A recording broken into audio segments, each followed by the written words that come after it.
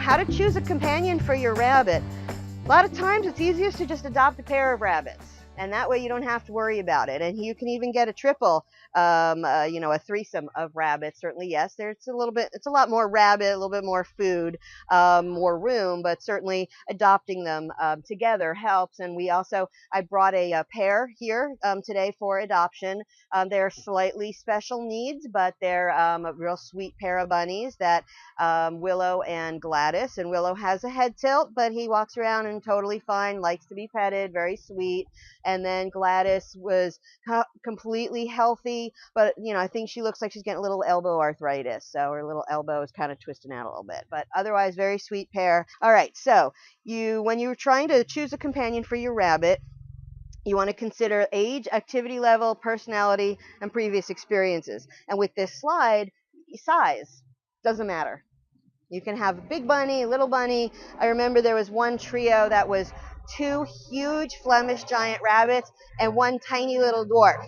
And whenever you looked in the cage, sometimes you couldn't see the dwarf because he was under the bunnies. So it was really entertaining. So, all right, so age. A lot of times when you have a very young bunny, when they're under 4 months, that's before the hormones kick in, and so you're not going to have a lot of that fighting behavior. And so sometimes you can get 2 baby bunnies and put them together without any problems, like instant bond.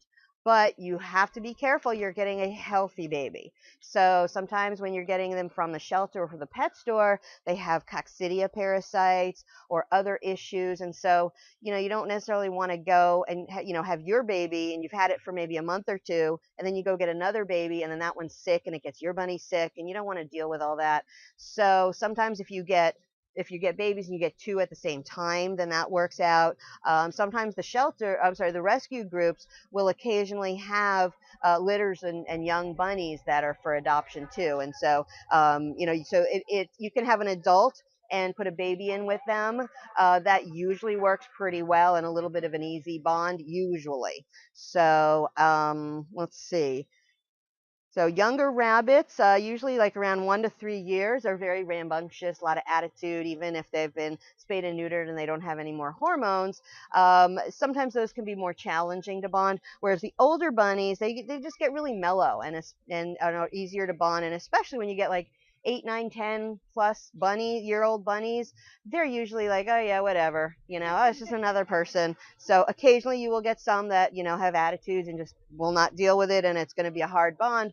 But a lot of times when you're bonding more mature rabbits, it's an easier way to bond them.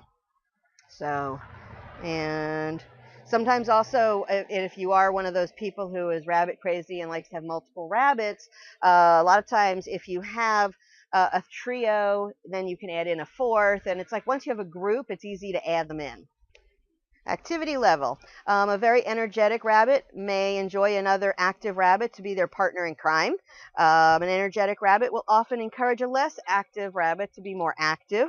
But you may want to avoid a rabbit that's very energetic and wants to go around and do things, and not have them with a paralyzed rabbit who can't really move around much. I mean, certainly, yes, better than nothing, and they can at least cuddle together on the downtime, but it's not as beneficial as having an energetic rabbit with an energetic rabbit and a paralyzed or weaker rabbit with a weaker rabbit, because then they're just going to kind of be homebodies.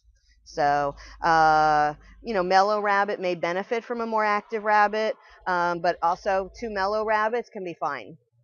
And then I talk about frail and paralyzed rabbits, usually very easy to pair. You can usually just put them together and they go, oh, hey, how you doing? So, and you can see the picture again of Julio and Petey. So, all right, personality. And this is where the sex comes in. Female rabbits, even though they're spayed, they usually have a lot of attitude. They really can be very territorial even when they have no hormones. And so the most difficult match is 2 female rabbits. Sometimes if you get 2 sisters that are, babies and have grown up together, they can stay bonded, but occasionally they will break their bond. And actually, a picture I had earlier, a brother and sister, and they unbonded. So, around the time when they had spayed and neutered.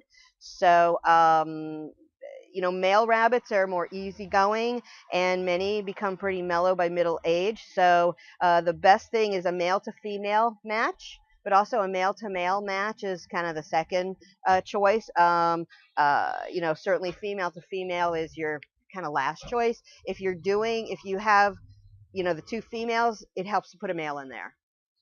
I don't know that you'd be able to do three females. I'm not sure that would be very challenging. But you'll have to see how the two girls get along. You may end up having the boy, bond with one of the girls, and then you have to find somebody for the other girl. But you may be able to get the trio to bond. But it's more challenging when there's more than one girl.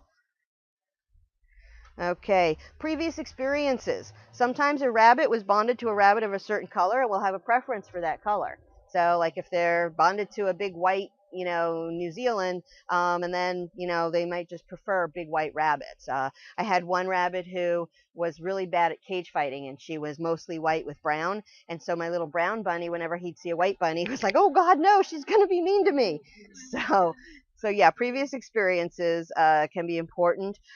If you have a rabbit that has been bonded but lost their friend, then they are usually easier to bond again because they know what it is to be bonded. They know, that it's enjoyable and it's a good thing, and know what to expect. But if you have a rabbit who was taken away from other bunnies when they were really young, then they don't know what the other rabbit is, and they might have trouble speaking rabbit. And so maybe when they're grooming, they're kind of doing a little nibbling too, and kind of not quite sure how hard to be and how soft to be. And so there might be some issues when you have one that has never seen another rabbit, but it can be